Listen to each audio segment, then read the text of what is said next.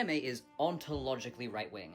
And if you actually had media literacy, you would be able to see that. I don't need like a 5D chess interdimensional analysis to see conservative themes in anime. I just close my eyes and point, and it's there.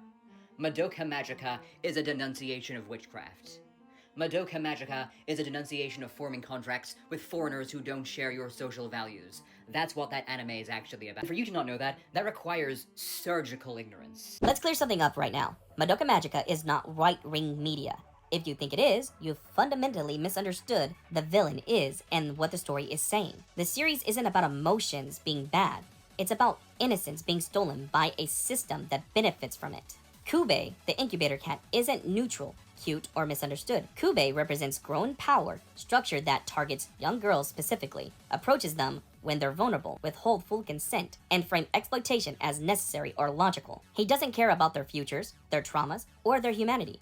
Only what he can extract from them. That is not heroism, that's systemic violation designed as reason. When a magical girl becomes a witch, it's not a punishment for emotion, it's what happens after innocence is taken, hope is drained, and suffering is normalized. The system uses their purity, profits from their sacrifices, then discards them once they break. And when they finally collapse under the weight, the system calls them the monster. That's why witches exist. They are what exploitation creates and then pretends to be shocked by. And this is where people really get it wrong. The emotional core of Madoka Magica isn't Madoka, it's Homura. Homura isn't trying to control Madoka, she's trying to over and over again to protect her friends, innocent from being stolen by the system. She rewinds time not for power, not for dominance, but because once innocence is taken, there is no undo button. Homura understands that better than anyone. Madoka Magica is not right-wing. It doesn't glorify suffering. It doesn't punish emotion.